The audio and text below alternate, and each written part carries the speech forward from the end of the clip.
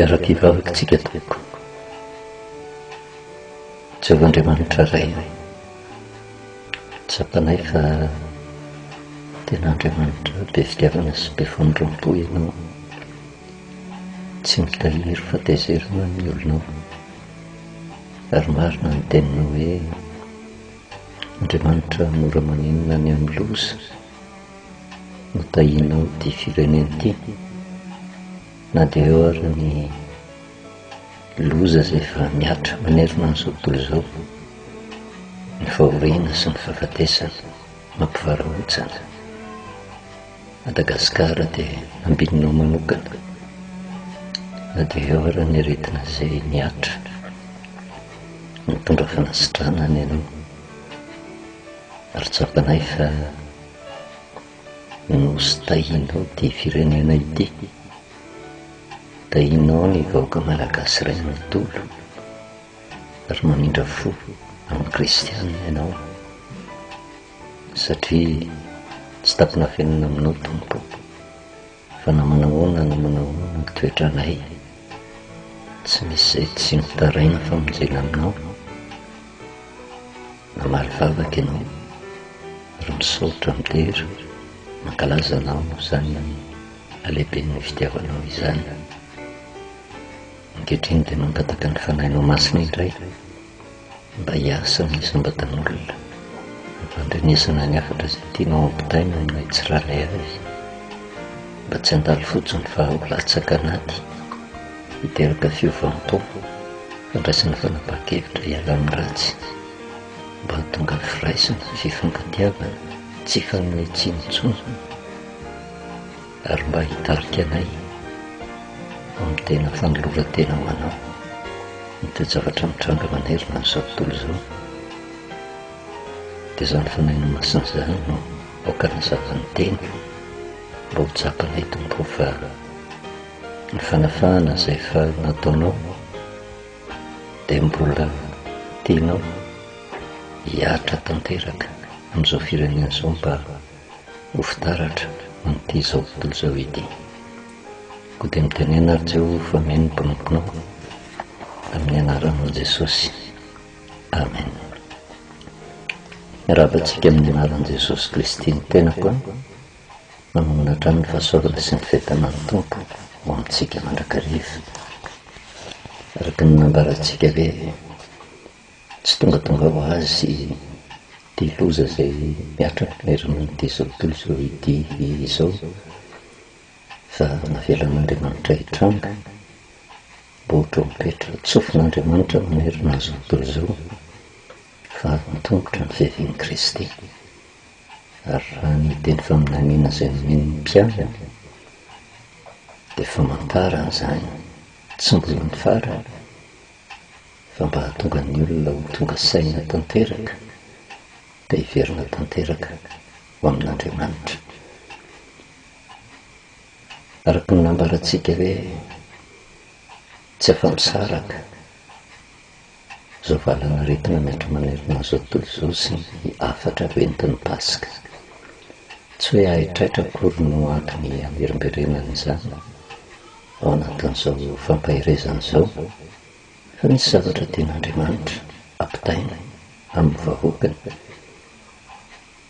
Ny fanapahan-kevitra ny raisin'ny fanjakana, ny raisina manerina izao tontolo izao, mety betsaka ny tsy mahatakatra an'izany, fa tena hevitra avy amin'Andriamanitra mihitsy ny hahatonga ny olona hihiboka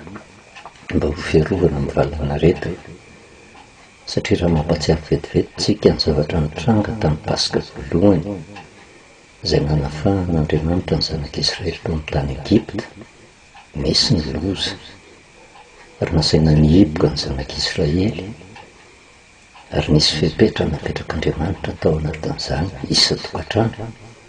finanana ny zanak'ondry tsy misy kilema, famonoana ny zanak'ondry tsy misy kilema voalohany indrindra, finanana ny zanak'ondry tsy misy kilema miaraka tamin'ny mofo tsy misy masirasira, fanatediavana ny ra tamin'ny tatom-baravarana sy ny tolam-baravarana, ary nanomezan'Andriamanitra teny fikasana ho an'ny zanak'Israely hoe raha mahita ny ra ozy dia tsisy loza handringanana nareo. ary zany rehetrarehetra zany dia hitantsika taratra teo amin'ny fepetra izay niraisana manerana an'izao tontolo izao raha mitodika amin'ny tenin'Andriamanitra, fampianaran'Andriamanitra hiaina ny vanim-potoana ny Pasika tamin'izany vanim-potoana izany ny vahoaka rehetra, indrindra isika teto Madagasikara, tsy vitany hoe nisambatan'olona fotsiny ihany fa na ny fiasana nakatona, ny fianarana najana, ny fiangonana ihany koa tsy afaka mivavaka fa samy mijanona tany atokantrano avy. Ary zany rehetrarehetra zany dia fampieritreretan'Andriamanitra ny tsirairay avy satria tsy mipetraka fotsiny hoe mihiboka akory fa fotoana anankiray voatendritrin'Andriamanitra mba hahatonga ny olona andiny tena manoloana ny loza izay efa miatrana, satria araka ny fantatritsika hoe raha ny tantaran'ny zanak'Israely tany amin'ny tany Egypta nge vokatry ny fanadonoan'ny zanak'Israely amin'i Jehova nandritra ny 3,700 taona ny atombohan'ny loza. Kanefa rehefa nitaraina ny zanak'Israely tsy nijery ny faharatsian'Andriamanitra fa nidina izy, namaly vavaka izy, nanome ny toromarika rehetra mba hahatonga fahafahana ho an'ny zanak'Israely. Nanaiky an'izany ny zanak'Israely rehefa tonga ny vanim-potoana izay hovoahan'ny zanak'Israely tao amin'ny tany Egypta dia mbola nisy fepetra napetrak'Andriamanitra, tsy maintsy tohizana ny fito andro, tsy fihinanana mofo tsy misy masirasira, afaka ny zanak'Israely. Misintona ny saintsika amin'izao vanim-potoana izao satria misy antony ozy tsika matoa ny loza nitranga mialohan'ny Pasika, ary izay fisiany loza izay mihitsy nanomezan'Andriamanitra ny Pasika mba hitondra fanafahana raha manaraka ny fepetra. Vitantsika iny ny Pasika, fahatsiarovana ny namonoana ny zanak'ondry tsy misy kilema tany amin'ny testamenta taloha, fa fahatsiarovana ihany koa ny fahafatesan'i Jesosy Kristy tsy hiverenantsika lava fa izay ny tena famarina ny tenin'Andriamanitra. Ary lalàna mandrakizay tsy maintsy tandremana, tsarovana izay fanafahana nataon'Andriamanitra tamin'ny fomba mahagaga ny zanak'Israely nivoaka tao amin'ny tany Egypta izay. Mivavaka tsika malagasy, kristianina rehetra, ary nizana izy teto amin'ny firenena na inona tokom-pivavahana misy azy, tsy misy izay tsy nitaraina tamin'Andriamanitra, na nisy zavatra tsy nentina ataon'ny tsirairay azy, na diso ny foto-kevitra ny raisiny, zavatra fantatr'Andriamanitra satria zanany dia ilay fitaraina navokatry ny fahoriana mianjady. Ary fantatritsika fa ny firenena malagasy dia anisan'ny firenena anankiray tena tia fivavahana, na inona fivavahana arahana, tsy mijery afa-tsy izay vavaka nasandratra izay Andriamanitra. Ary dia hitantsika fa niavaka ny tantanan'Andriamanitra nyity firenena ity, mitondra famonjena tamin'ny fomba mahagaga izy, na dia eo ary ilay toetra ny olon-drehetra, misy ny faly, misy ny menimena, misy mbola mitoetra ao anatin'ny fanaratsiana sy ny fanenjena, dia toetra ny zanak'Israely tamin'izany vanim-potoana izany ihany no mitranga amin'izao vanim-potoana izao. Raha ny rarina sy nihitsy tokony ho haringan'Andriamanitra avokoa ny olona rehetra. Kanefa noho ny alehiben'ny famindram-pony dia tsy mijery an'izany izy fa mitondra fanafahana. Ny Pasika dia mitondra fanafahana ho antsika, fa tsy tena tanteraka ny famonjena, araka ny nambarantsika hoe maty ny zanak'ondry tsy misy kilema, tafavoaka tao amin'ny tany Egypta ny zanak'Israely ary ny teny fikasana izay nomen'Andriamanitra dia nitondra azy any amin'ny tany Kanana. Tsy hoe tafavoaka dia teony eo ihany dia tonga tany amin'ny tany Kanana, fa mbola misy lalan-davitra tsy maintsy nizoran'izy ireo. Izany hoe ny foto-kevy dehibe azo sotomontsika eo anatin'izay paska fanafahan'izay tsy tena mbola afaka tanteraka ny zanak'Israely. Tafavoaka fotsiny izy tamin'ny tany Egipta, tsy niatra tamin'ny loza izay nanjono ny Egiptianina rehetra, fa tsy midika izany hoe tsisy loza hiandry azy eny am-pandehanana, satria raha ny tantara dia nirendreny tany anefitra nandritra ny 70 taona ny zanak'Israely milohan'ny atongavana any amin'ny tany Kanana, ary ao anatin'izany lalana lavitra zany nanefy ny zanak'Israely Andriamanitra, nampatsiaro mitovy lalina rehetra izay nomeny tamin'ny Paska mba ho fiainan'izy ireo, ka tonga azy ireo ho toto soamantsara any amin'ny tany Kanana. Ary baka teny tamin'izany vanim-potoana izany ny fisian'ny tany Kanana, ary ny fidirana ny tany Kanana, izay ny fahatanterahana tena fanafahana. Ary raha taty amin'ny testamenta vaovao izay iainantsika amin'izao vanim-potoana izao, dia nomena koa ny Paska, dia ny fahafatesan'i Kristy teo amin'ny hazo fijaliana, vitan'i Kristy ny famonjena. Kristy no solo-toerana ty izao tontolo izao ty mpanota. Raha tokony izao tontolo izao naringan'Andriamanitra, nipitehan'Andriamanitra, Kristy no miaro ny fahafatesana, afaka ny zanak'olombelona rehetra, fa tsy midika hoe voavonjy. Fa ny Paska dia fiatombohan'ny fanafahana, ny Paska dia fiatombohan'ny famonjena. Misy ny fepetra tsy maintsy tazomina, tsy maintsy arahana eo anatrehan'izay rehetrarehetra izay. Tahaka ny zanak'Israely niala tany amin'ny tany Egipta, andeha ho any amin'ny tany Kanana, lalandavitra no aleha, ary raha raisitsika amin'ny hevim-panahy dia izay lalana hatreo amin'ny tany Egipta izay mandrapatonga any amin'ny tany Kanana no tombon'andro mpahavelomana nomen'Andriamanitra antsika mba hizorantsika tsikelikely ho amin'ny lalan'ny fahafahana sy ny famonjena. Ka rehefa tonga arabaka teny Kristy eny andraho lanitra, ho ravany ty izao tontolo izao ity, satria ty izao tontolo izao ity mihitsy natao hoe efitra nandalovan'ny zanak'Israely, tandindon'ny efitra nandalovan'ny zanak'Israely, dia miaina eto amin'ity izao tontolo izao ity isika, tsy mbola voavonjy isika, fa manomboka miaina ao anatin'ny famonjena tsy kelikely raha miazona ny fepetra rehetra izay nomen'Andriamanitra. Ary izay indrindra no mahatonga ny Jehova mampatsiaro ny zanak'Israely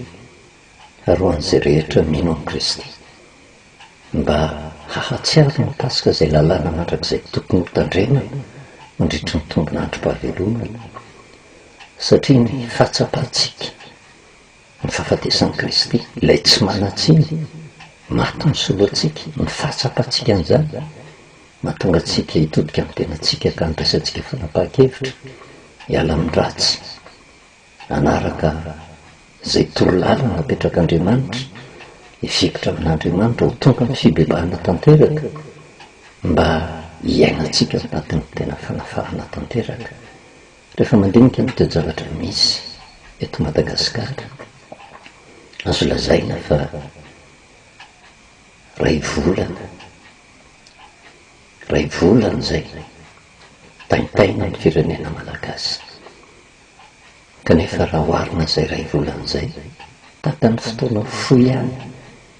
dia efa nisy ny voninahitran'Andriamanitra, famonjen'Andriamanitra, fanafahana ny nataon'Andriamanitra sy ny fiarovany amin'ity firenena ity, vokatra ny fitarainana. Ary izany rehetrarehetra izany dia tombotsoa no raisitsika amin'ny fitalaona amin'Andriamanitra, ary no ilay Paska nomen'Andriamanitra mba hatonga nisam-batan'olona tsiraray avy tena hiverina ho amin'ny laoniny ka hitadidy anao an-tsaina miafatra ny entana atao anatin'ny Paska izay fahatsiarovana ny fahafatesan'i Kristy. Ary izay no nahatonga ny rehetrarehetra miditra atao anatin'ny fihibohana hatramin'ny fiangonana,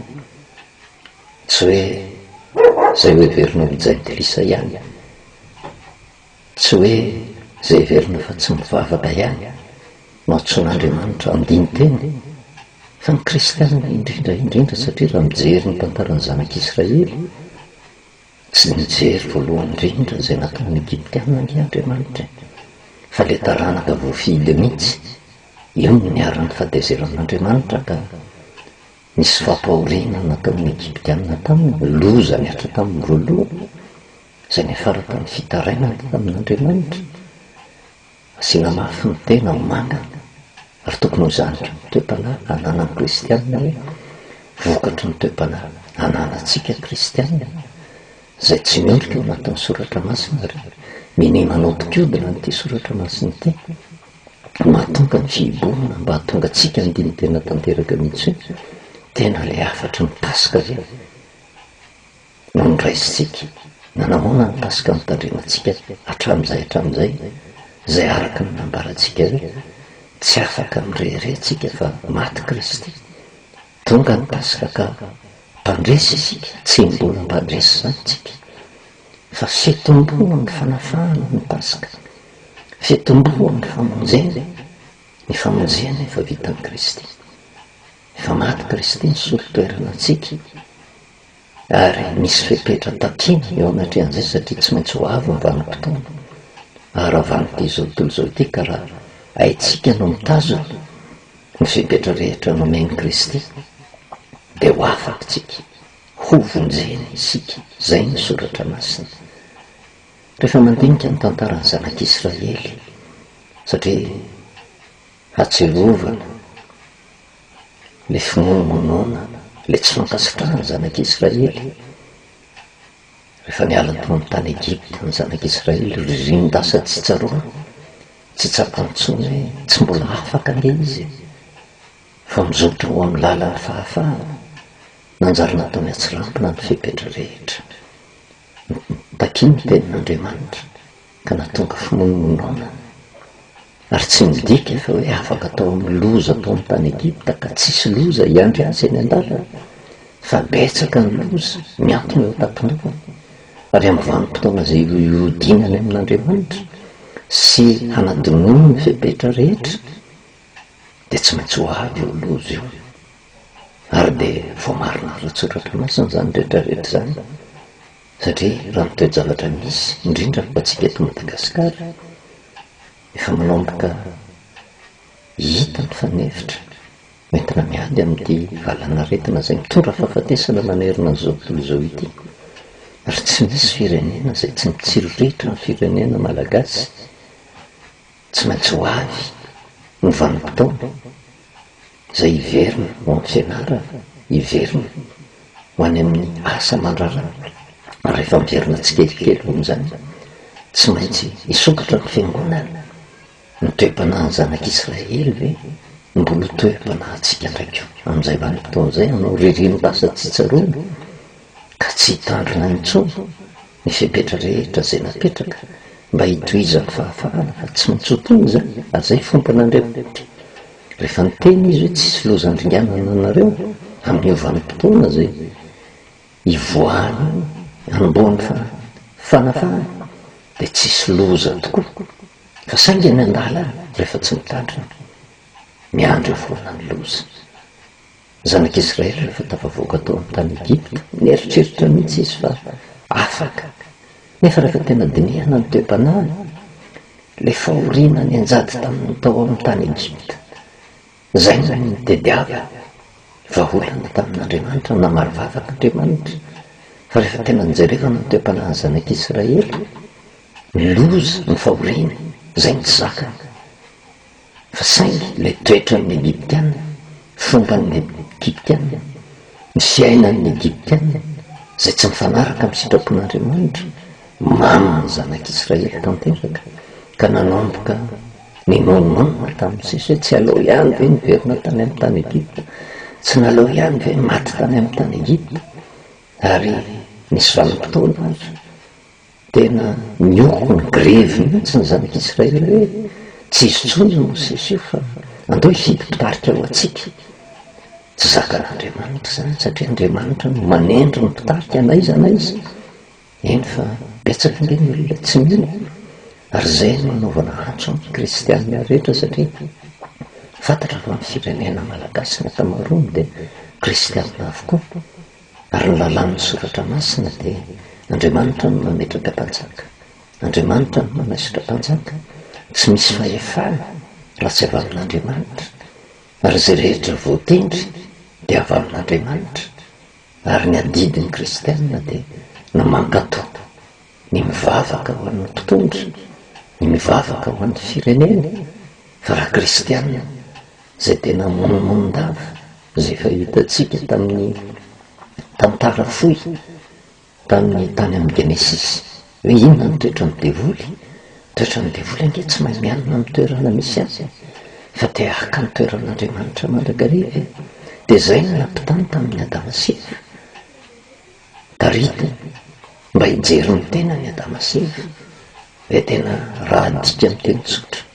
ny foto-kevitra nampitaina tamin'ny Adama sy Eva, dia hoe tena mbola misy toerana tsara kokoa no ny toerana misy anareo, fa hoanina vao amin'ilay hazo fahalalana ny tsara sy ny ratsy, dia ho tahaka ny avy indrindra ianareo. Taitra ny ambom-ponin'izy mivady, nanandrana an'ilay voankazo izay nandraran'Andriamanitra, nahiratra ny masony, ary teo voatsapany hoe tena tafiditra ny fahafatesana. Tonga ny aretiny, niezaka tamin'ny herin'ny tenany, nanjaitra ravina aviavy, fa tsy natapana ny fiodiana tamin'Andriamanitra izany ary niafina izy, ary hitan'Andriamanitra izay toepana tsara nananany Adama sy Eva izay, satria mba nahalala menatra ihany izy, matoa nanjaitra ravina aviavy onena azy Andriamanitra, dia niditra ny sehatr'Andriamanitra. Ary raha tsy ny tanan'Andriamanitra tsy misy famonjena ho any zanak'olombelona. Nanome akanjo hoditra ho azy izy izay niresahantsika hoe efa Paska anie izany ireo olona. Ary eo anatin'ny baiboly dia be dia be ny tantara tany am-piandohany ninin'Andriamanitra naseho, saky tsy mitononona hoe Paska ilay izy satria famonjena fanafahana dia tsy tsapan'ny olona tamin'izany vanim-potoana izany. Ary izany indrindra no nanomezan'Andriamanitra ny Paska ho an'ny zanak'Israely. Fa matoa misy fitafiana hoditra natafy any Adama sy Eva, misy biby novonoana izay. Ary vao misy ny biby novonoana dia mampatsiaro ny famonjen'Andriamanitra ilay raha latsaka, araka ny tenin'i Jehova hoe raha mahita ny raha dia tsisy loza handringanana anareo. Ary dia torak'izany keo amin'izao vanim-potoana izao, afaka ny zanak'Israely. Inona ny zavatra mitranga? Paska ny fanavotana, tsy tena avotra fa fitombohan'ny fanafahana, fitombohan'ny famonjena. Fa rehefa tafavoaka ny zanak'Israely dia natsiaro ihany izy ilay fomba ratsy tany amin'ny tany Egipta ririny tasa tsy tsaroana, ary teny am-pandihana. Inona ny zavatra mitranga? Nahatonga ny fahatezeran'Andriamanitra anka miaritra taminy ny loza. Raha mijeritsika eo amin'ny tantara ao amin'ny Nomeritoko 4:12, efa nandalo Paska ny zanak'Israely, ary io no manapofo hoe tena fitombohan'ny fanafahana ny fivoahana tao amin'ny tany Egipta. Nomena Paska tsika, fitombohan'ny fanafahana. Ary zao zavatra mitranga ny firenena izao dia fitombohan'ny fanasitrana, fanafahana, ny famitrampon'Andriamanitra. Ka raha itsika miazona amin'ny fipetra rehetra, ny fanekena ny mpitondra, satria avy amin'Andriamanitra ireny. Io no nahatonga antsika miresaka mandrakariva hoe raha ny mpitondra izay hitantsika maso manome ny fipetra rehetra mbo fiarovana ny ain'ny malagasy, tsy hain'ny olona ny mankatao azy, fomba hoana no inoana. Fa ilay Andriamanitra izay tsy hitany masontsika dia ho vitantsika ve ny ankatao ny teniny izy ala tsy hita maso, tsy ho vitantsika izany. Ka raha te hanapirofo fa tena miaraka amin'Andriamanitra tsika dia ankatao avy izay hitany masontsika, satria fiainana ho antsika izany, fiadanana ho antsika. Ny zanak'Israely tsy nankatao ny mpitondra mihitsy, ny monimondava, afaka izy tsy mbola tonga tany amin'ny tany Kanana. Rehefa akaiky hiditra ny tany Kanana izany hoe akaiky ho tonga ny fanafahana, hiakatra ny tany Kanana nandala. Ao amin'ny Nomeritoko 4:12 azontsika vaky, tsy akatra hiditra amin'ny tany Kanana ny zanak'Israely. Ary teo anatrehan'izay tezitr'Andriamanitra. Nomeritoko 4:12-20 ka hatramin'ny 7:30. Vakitsika hoe inona ny zavatra mitranga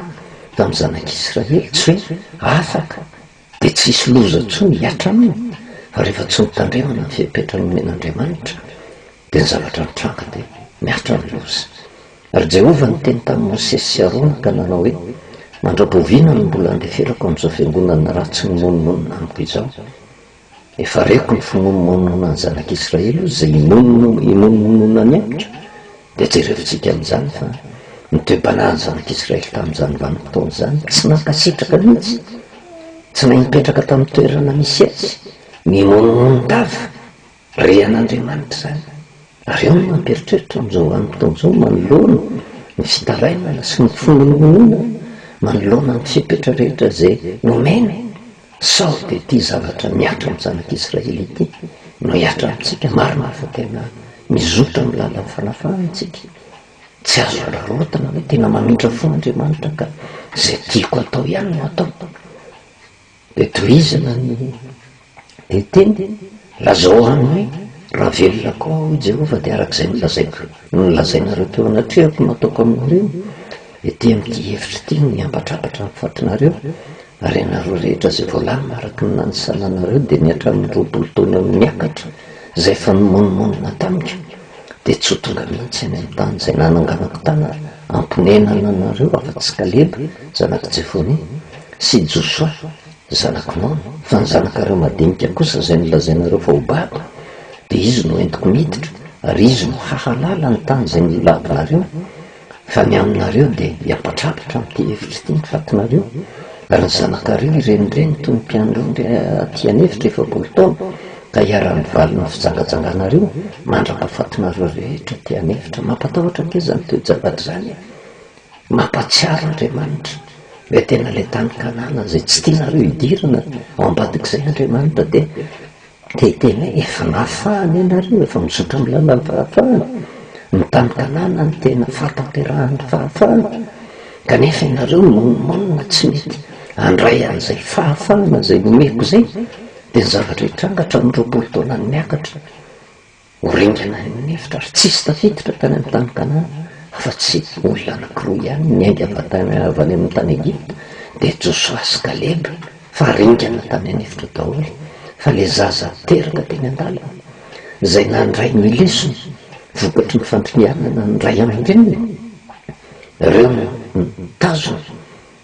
ny fipetra rehetra de ireo no hiditra amin'ny tany Kanana. Ary Jehova de miteny hoe hiapatrapatra aty amin'ity hevitra ity ny fatinareo ary mampatsiaro Andriamanitra eo anatrehan'izay zavatra zay hoe tsy tadidinareo hoe tany amin'ny tany Egipta. Tao amin'ny tany Egipta nge tena fahafatesa fahoriana tsy roa aman-tany fa navoaka tao ianareo. De tahaka atsika amin'izao vanim-potoana zao tsy misy zay tsy hiara ny fahafatesana manerana n'ity zao tontolo zao ty fa narovan'Andriamanitra manokana ty fireneny ity ary de manarorotra ny famindrampon'Andriamanitra de mitohy amin'ny fimonomonona. Fa sao de ty zavatra miatra amin'ny zanak'Israely tokoa no tonga amitsika ka na de nahafahana tafavoaka tamin'ny valanaretina azy kanefa tsy mitandrina fa tonga amin'ny fimonomonona de ho avy ny fandringanana zay ataon'Andriamanitra. Ary zany zavatra zany de zavatra mampatahotra ary tokony ho saintsaintsika na kristianina azytsika mba hikipika amin'ny tenatsika hoe voaraintsika ave ny afatry ny fanafahana tamin'ny Pasika de ny fahatserovana ny fahafatesan'i Kristy, fahatserovana ny fahafatesan'le zanak'ondry tsy misy kileny. Mety hoe fanairana fotsiny mety ho eritreretin'ny olona an'ity numero toko fa 4 ty mety mieritreritra ny olona hoe tafiditra amin'ny tany Kanana ihany ny zanak'Israely mivoaka tany amin'ny tany Egipta. Fa Paoly de manamafy an'izany any amin'ny Korintianina 2:10 de manambara an'izany Paoly mijoro vavolombelona vokatry ny fitoeran'ny olona ny faratsiny ny 2 ka hatramin'ny 5 fa nanarana ozy fa andro misy manara-po araky ny nofo ka tratra ny loza de mitantara izy ny zavatra misy tany niatra tamin'ny zanak'Israely. Fa tsy tiako tsy ho fantatrareo rahalao sy fa nirazantsika rehetra de tambany rahona ary izy rehetra namaky ny ranomasina entina ampatsiarovina ny fomba ny tantana zanak'Israely ny tantanan'andriamanitra an'izy reto izay namaky ny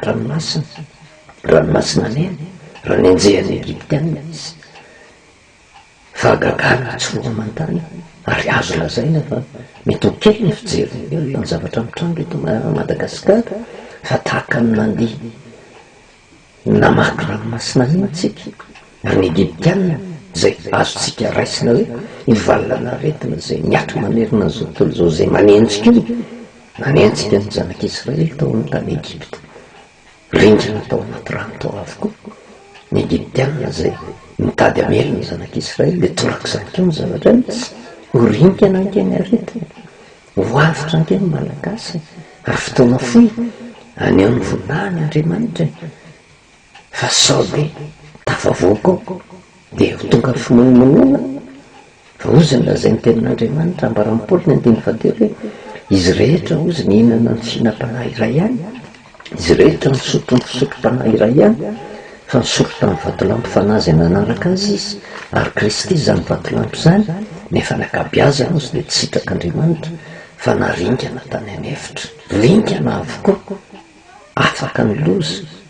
mijery nanatry maso ny fahafatesana niatra tamin'ny tany Egipta fa rehefa tena niodina tamin'Andriamanitra niatra tamin'ny keo ny fahafatesana mba tsy ho zany zavatra hitranga fa ty fireneny ty de nifidian'Andriamanitra manokana mba ho fianarana ho an'izao tontolo zao na misehatra ranova na misehatra ra-banana efa miditra ny fanafahantsika ary tsy maintsy ho afaka tsika izotra amin'ny lalan'ny fahafahana fa tsy mbola tena afaka fa nitanjona farany kendren'Andriamanitra de miatonga ny olona rehetra hitodika amin'Andriamanitra hivavaka amin'Andriamanitra satria akaiky ny farany ary eo amin'izay vanim-potoana zay no hiditra antsehatra-Andriamanitra amin'ny alala fitsanganan'i Kristy tamin'ny maty zay toky ho atsika tsiraray avy any vo afaka miraviravitsika afaka hiteny fampandresy satria niazona ny afatry ny Pasika de ny afatra lehibe de ny fahafatesan'i Kristy mato anao mato atsika rehetrarehetra mba ho tafalatsaka lalina ho anaty zany rehetrarehetra zany mba hatonga atsika hisaintsaina hiala amin'ny drehetra ratsika amin'ny fimonomonona amin'ny fahotana ho tonga amin'ny fibebahana ary indrindra ho atsika kristianina zay niny manolana ny soratra masina mamadika ny soratra masina ary indrindra ho anay mpitoro filazantsara tak'izao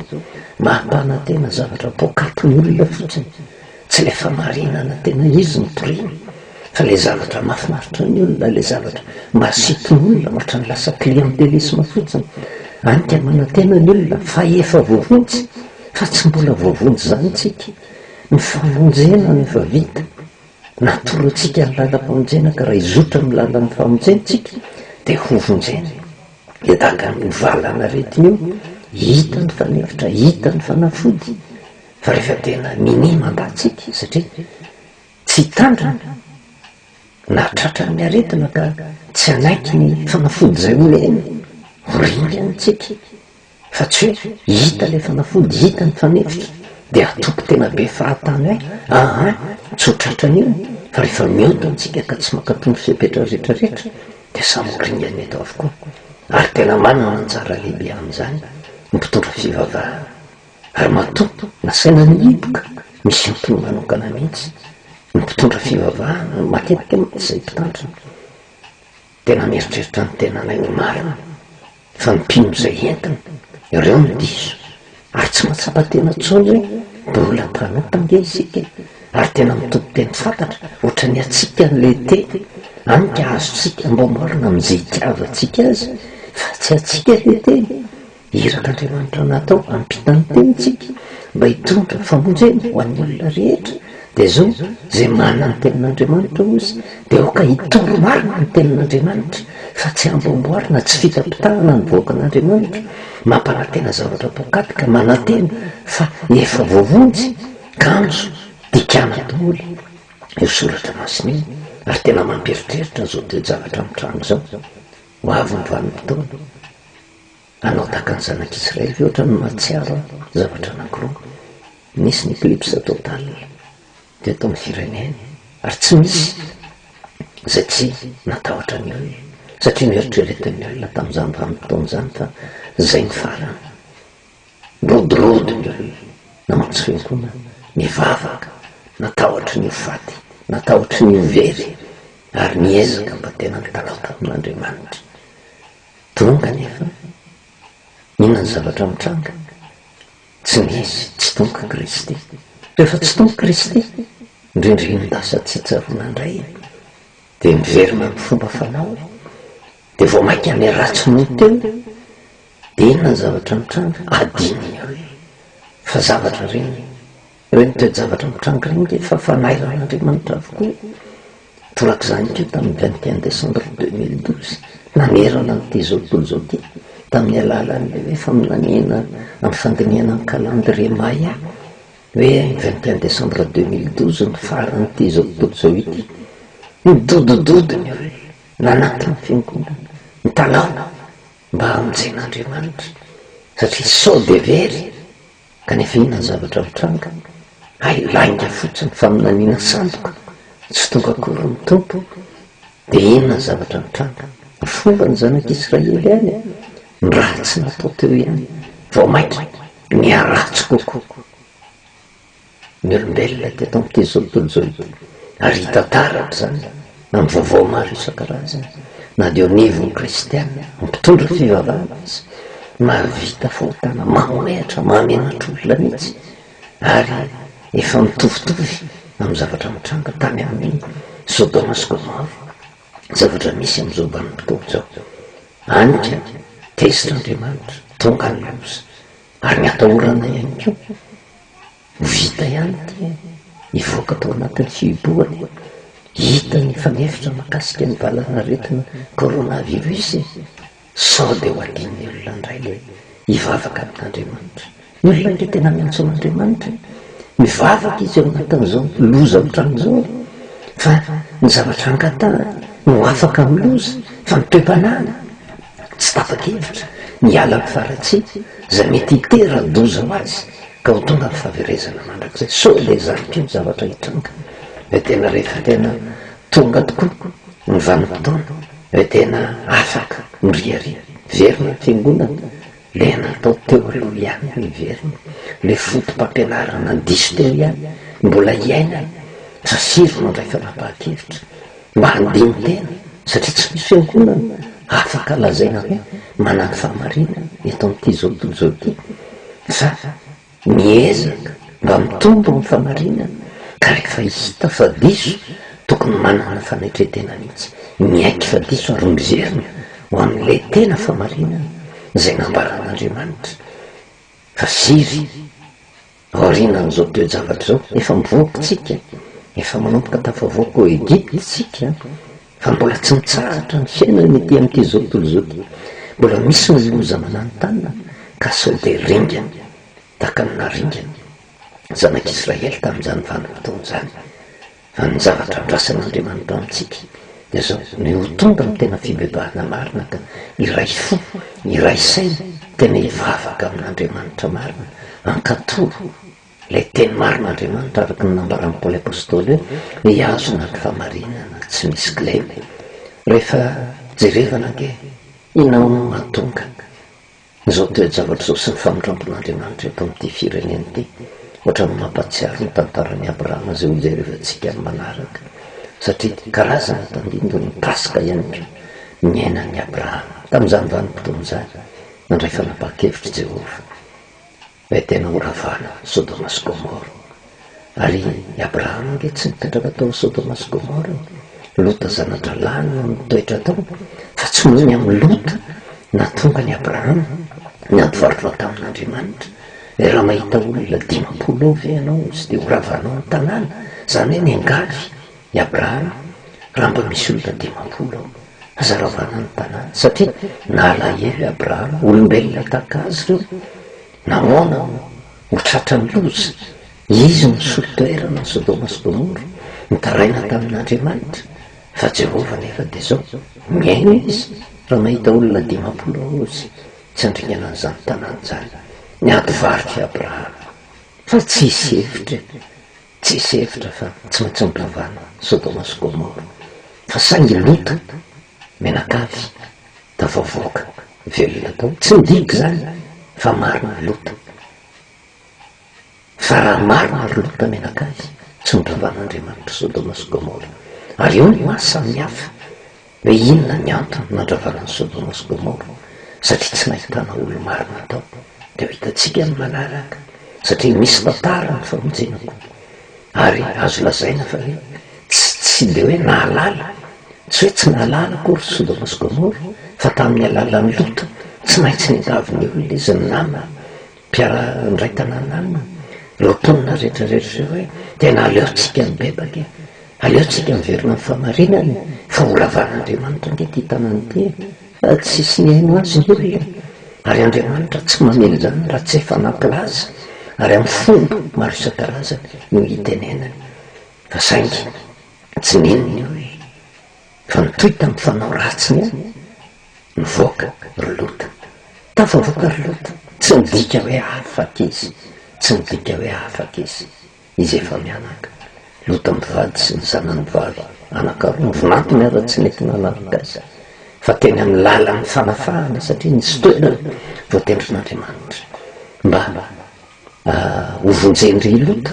mba tsy ho azo ny loza izy de misy ny afatrafatra napetrany hoe rehefa miala teo nareo aza nierikeika mihitsy fa nierika mivady ry Lota efa tafavoaka tao Sodoma sy Gomora miravana ny tanànan'ny Sodoma sy Gomora fa vo nierika loza ny latambo lasa vongatsiry fa saingy nalasa vongatsiry ary nitohizan'ny Lota sy izy miravavy zany midy ary zany toe zavatra zany ny tsy afahantsika am'ireo hoe efa tafavoakytsika tsy afaka misiokotsika tsy mbola tafavoaka ny alitsika tsy mbola vovontsitsika tsy mbola tena afakytsika fa mitomboka ny fanafahana ny Pasika araka ny nambaratsika fa ny tena fanafahana marina dia any amin'ny fiainana mandrakizay ary mandritra ny tombon'androm-pahavelomantsika afaka mitombo tsikelikely amin'izay fahafahan'izay zay miseho amin'ny famindrampon'Andriamanitra sy ny fitahian'Andriamanitra zany rehetrarehetra zany noho ny fiangaviany Abrahama noho ny amin'ny Abrahama olombo fidin'Andriamanitra natonga any Lota tafavoaka tao tsy nisy hevitra fa tsy maintsy miravana ny tanàna fa noho i Abrahama nitaraina tamin'i Jehova niady varitra tamin'i Jehova de zao namindra fo Andriamanitra inona ny toe-javatra misy amin'izao vanim-potoan'izao amaranantsika azy ny toe-javatra misy matoa zao zavatra mitranga eto Madagasikara zay tarafiny ty zao tontolo zao ity de marina ny tena ty amin'ny Matteo 4:20 Matteo 4:20 Jesosy Kristy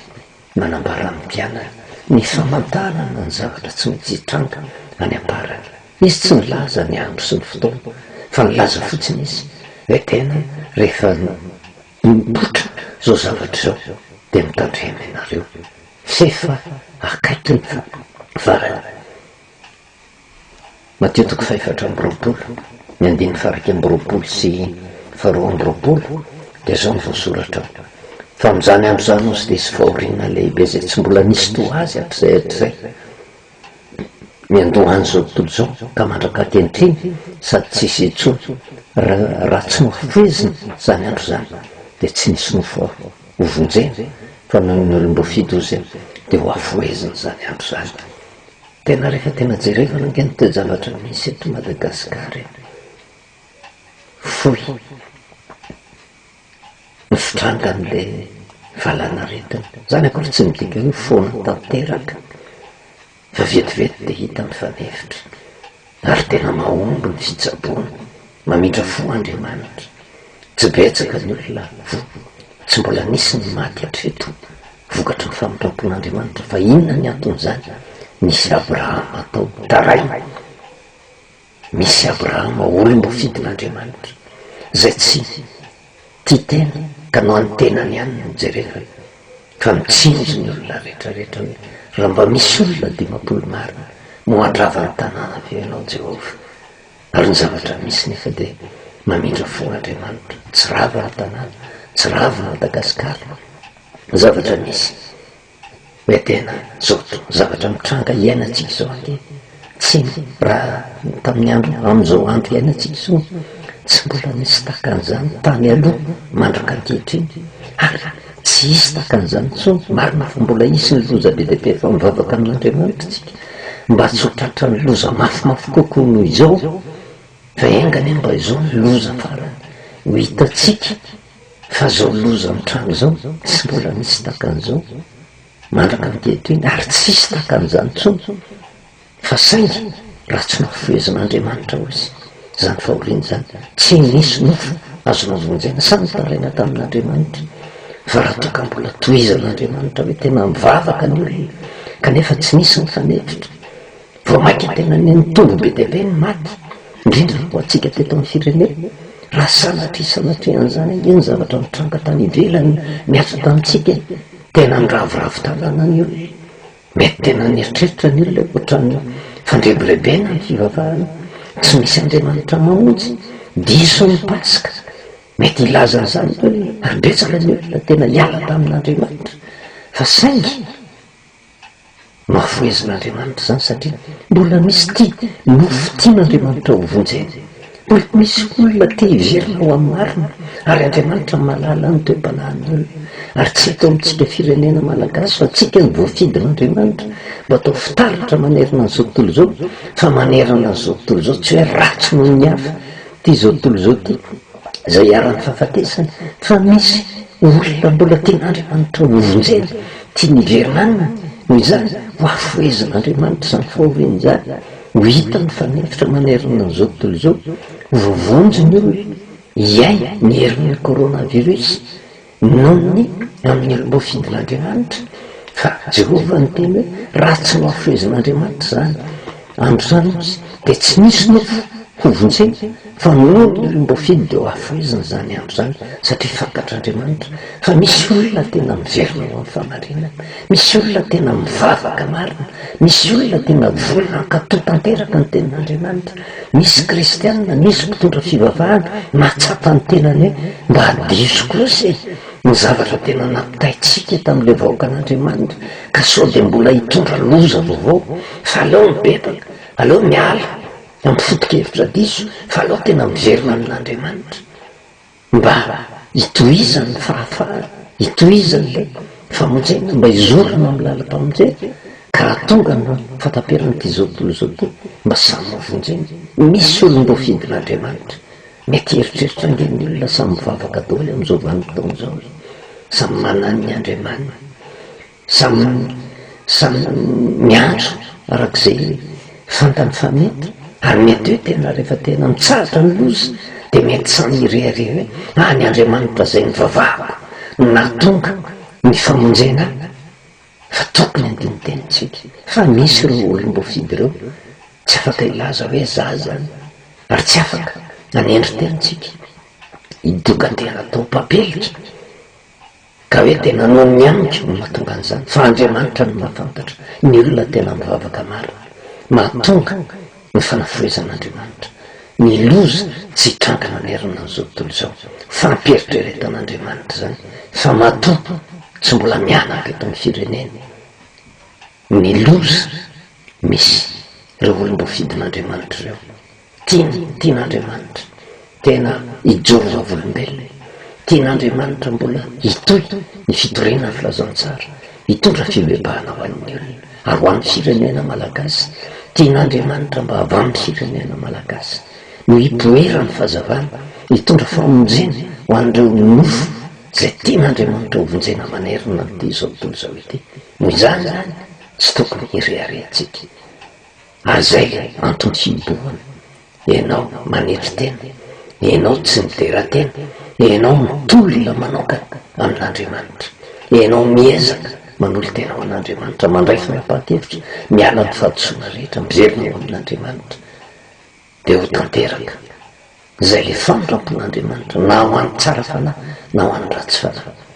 matetika rehefa misy ny famondrampon'Andriamanitra roroton'ny olona nge ary roroton'ny olona zay famondrampon'Andriamanitra zay ka mbola hitoerany amin'ny faratsiana fa mba tsy hotaka ny zanak'Israely tsika da vavoaka tao amin'ny tany Egipta ihany fihinana zavatra mitranga miodina tamin'Andriamanitra ringana tany anefitra na dia nandalo paskara zay porofo raha ingezakay ny fisian'ny paska tsy antoka fefa tena afakytsika setomboan'ny fanafahana fa raha raisitsika ny fepetra rehetrarehetra de tena hoafahana tanterakitsika itoy ny famindrampon'andriamanitra ny fitahin'andriamanitra ny fanasitranan'andriamanitra ny olona ary zany no iritsika ho amin'ny kristianina rehetra zany no iritsika ho amin'ny vahoaka malagasy rehetra zany no iritsika ho amin'ny fiangonana rehetra zany no iritsika ho amin'ity firenen'ity marina fahita ary efa mizotra manao fikarohana hatrany ny manam-pahaizana miezaka ny fitondrana ary anofo mahita ny fanefitra makasika ty ilosy ty fa manana anjara tao anatin'izany ny rombo fitin'andriamanitra satria raha tsy teo ny taninan'andriamanitra na ny mesaina andreo olona rehetrarehetra reo efa tapitra ringana tetitsika fa saingy ny zavatra mitranga mitoejavatra tak'izao adiny adiny le ezako ny rombo fidin'andriamanitra fa metehitra amin'ny ravina aviavy mandrakarivany io zay tsy mahatapo mianatra zay tsy mahatonga tena fanafahana fa miantso antsika andriamanitra mba hitodika amin'andriamanitra mba hivavaka amin'andriamanitra mba hiala ny faratsiny indrindra atsika fiangonana tena verena miandrika ao anatin'ny soratra masina azazavaitsika araka ny foto-kevitra misy ao anatin'ny fiangonantsika fa azavao ny soratra masina araka ny foto-kevitr'andriamanitra arak'izay itiavan'andriamanitra azy fa tombontsoa lehibe ho atsika ho an'ny tenatsika ho an'ny ankonantsika ho an'ny firenentsika tombontsoa ho an'ny vahoaka rehetra ny fiverenantsika amin'andriamanitra fa ndraisan'ny kristianina fanapahan-kevitra hiverina ho amin'ny tena famarinana tena hitondra fanefitra hitondra ny fahasotrana ho an'ity fireneny ty marina ke ny tenin'andriamanitra sambatra ozany firenena zay manana an Jehova mitokony ary engany mba zao firenena malagasy zao fiangonana rehetra tsy ankanaraka mba tena hatoky an'io andriamanitra io tsy amilivily ny tenin'andriamanitra fa aina ho atsika zany ary fahasalamana ho an'ny nofotsika famonjeny ho atsika isambatanao io voninahitra ho an'andriamanitra rery any vavakisika Jehova andriamanitra ray misaotranao izay satria andriamanitra fitiavana ianao ary tsy mitsahany teny satria tsy hitrako tokoa na fatesany ratsy fanahy fa mba hialany amin'ny lalan'ny ratsy mba ho velona izy atoko sy mino izay ankehitriny andriamanitra fa ny teninao dia ho tafapakany anatin'ny fonitsiraray azy mba hitondra fampieritrereta ka nizany izy eto amin'ny firenena hatramin'ny mpitondra fanjakana mpiara-miasana nizany izy mpitondra fivavahana rehetra satria tsy misy maro mionatrehanao satria indraindray ty tenin'andriamanitra ty dia azavainay amin'ny hevitra olombelona fa miny mandana ny tena hevitra ao zay mitondra famonjena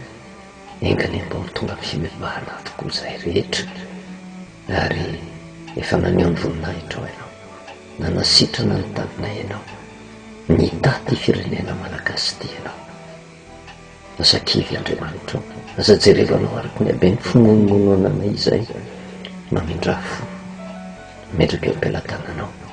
mpitondra fanjakana sy ny mpiara-miasany mampitomboy ny fahendrena zay anana ary mampianara azy any keo mba hiazo nanao mandrakariva eo am'izay ataondretra mba ahavokatra ka hitondra fanavotana fiadanana ho an'ity fireneny ty ny andraikitra zay fa napetraka ao tamin'ny mpitsabo rehetra zay tena manao sorona ny aina arovo izy ireny tompo ary meo hery mba tsy ho kivy fa natanteraka ny adidy zay fa napetraka ao taminy